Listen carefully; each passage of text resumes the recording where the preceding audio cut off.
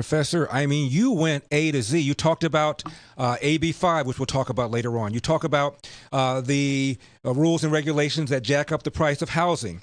You talk about the K through 12 schools and the lack of choice. I mean, you really laid waste to the state. Now, you're at UCLA. When you write something like this, what happens? Do colleagues say something to you? Does anybody say anything at all to you? What happens when you write something like this? You know, Larry, I live within the confines of the economics department, and not all of my colleagues see eye to eye with me, but within economics, many do.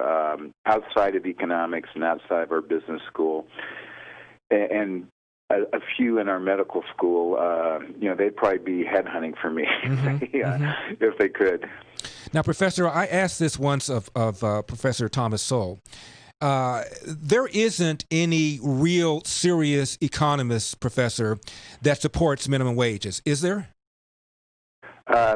No, not that I know of. So how do we get into a situation where you've got almost half the states jacking up the minimum wage on the march to $15, where there isn't a single serious economist, not even Paul Krugman, not even Jonathan Gruber, supports the minimum wage, or at least they didn't. I think Krugman has done a 180, but at one point he wrote a review where he trashed the minimum wage, as any sane economist would. He's done a 180, but when there isn't a real serious body of scholars that believe in this, how is it we have almost half the states jacking up the minimum wage, Professor?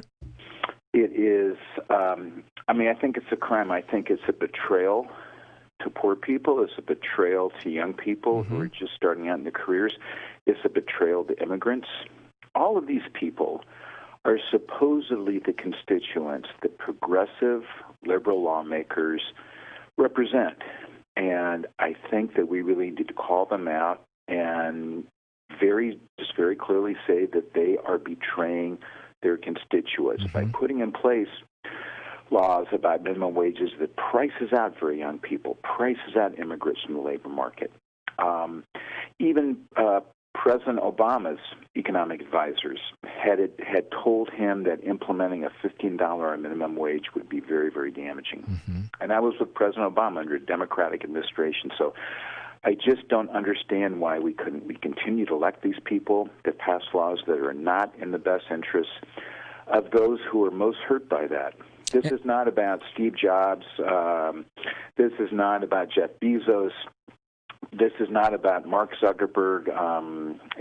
Democrats who are incredibly wealthy, and the minimum wage doesn't mean one bit to them. This is about all of those people who vote for Democrats that are barely hanging on, barely paying their bills, barely able to find a job that they can qualify for because they're immigrants or they're very young and they haven't built up the skills necessary to compete for a job at $15 an hour.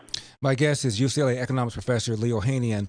And Professor, the theme behind your entire paper is that the reason people are unhappy, the reason we're having these demonstrations is because of alleged systemic racism, when in fact it's progressive policies that have hurt the family, progressive policies that have ruined education, progressive policies that have caused these so-called gig workers to lose their jobs. I had no idea until I read your piece, 80% of the gig workers in the Bay Area were people of color?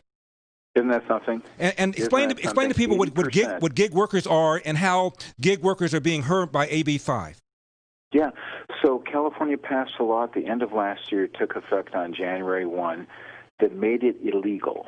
It made it illegal for almost anyone to work as an independent contractor. Okay, so you think about the people who are driving for Uber or Lyft.